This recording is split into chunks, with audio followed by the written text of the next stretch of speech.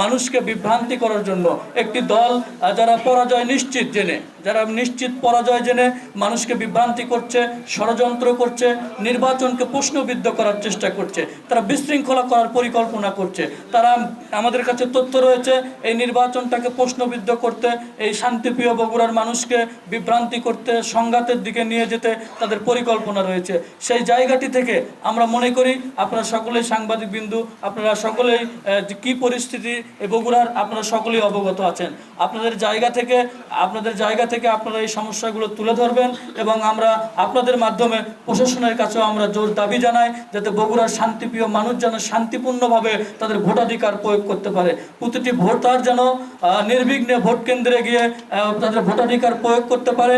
এবং আমরা যেটি লক্ষ্য করছি প্রতিটি গ্রামের পর্যায়ে, যেগুলো ইউনিয়ন পর্যায়ে যে ভোট কেন্দ্রগুলো রয়েছে একদম নিবিড় গ্রামে, যেমন গোহাইল ইউনিয়নের খাদাস গ্রাম রয়েছে, আশিকপুর ইউনিয়নের আপনার জোড়া গ্রাম রয়েছে, এই গ্রামগুলোতে আমরা লক্ষ্য করছি যে গতকাল রাত থেকে কিছু বহিরাগত মানুষ যারা জামাত শিবিরের কর্মী হিসেবে পরে পরিচয় দিয়েছে, এই মানুষগুলো বিভিন্ন মসজিদে অবস্থান করছে। মসজিদে অবস্থান করে নামাজের পরে মানুষকে বিভ্রান্তি করার চেষ্টা করছে। তারা পবিত্র কোরআন শরীফ ছুঁয়ে মানুষের কাছে ভোট প্রার্থনা করছে। তারা বিভিন্নভাবে খাদ্য সামগ্রী এবং অর্থনৈতিক বিষয়গুলো নিয়ে মানুষের কাছে যাচ্ছে। তারা ভোটার স্লিপ দেওয়ার নামে সন্ধ্যার পরে তাদের নারী কর্মীরা ভোটার স্লিপ দেওয়ার নামে বাড়ি বাড়ি গিয়ে নগদ অর্থ দিচ্ছে, খাদ্য সামগ্রী দিচ্ছে। আমরা দেখেছি গতকালকে সন্ধ্যায় খোট্টাপাড়া ইউনিয়নের নারিল্লা গ্রামে একজন খাদ্য সামগ্রী এবং অর্থ দেওয়ার সময়ে তাকে হাতে নাতে পুলিশ আটক করেছে, তাকে মুসলেকা দিয়ে ছাড়িয়ে দেওয়া হয়েছে।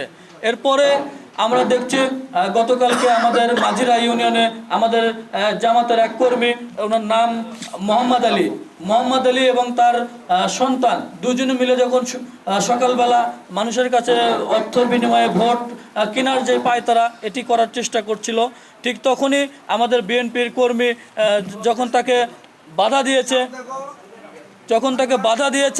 তখন তাকে বেধড়ক মারপিট করেছে।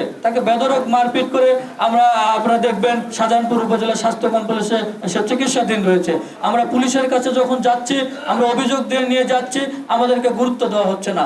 অথচ এই আমাদের বিপরীতে যারা নির্বাচন করছে তারা নিয়মতান্ত্রিকভাবে রুটিন করে প্রতিটি দপ্তরে মিথ্যা উদ্দেশ্য প্রণোদিতভাবে লিখিত অভিযোগ দিয়ে যাচ্ছে বারবার। সেই অভিযোগের কোনো সত্যতা নাই, সেই অভিযোগের কোনো ভিত্তি নাই, কিন্তু তারা পরিকল্পনা করে এটি করছে প্রশাসনকে বিভ্রান্তি করার জন্য। প্রশাসনের দায়িত্বটাকে সঠিকভাবে পালন করতে যেন বিঘ্ন ঘটে, এ কারণেই তারা পরিকল্পিতভাবে এই কাজগুলো করে যাচ্ছে।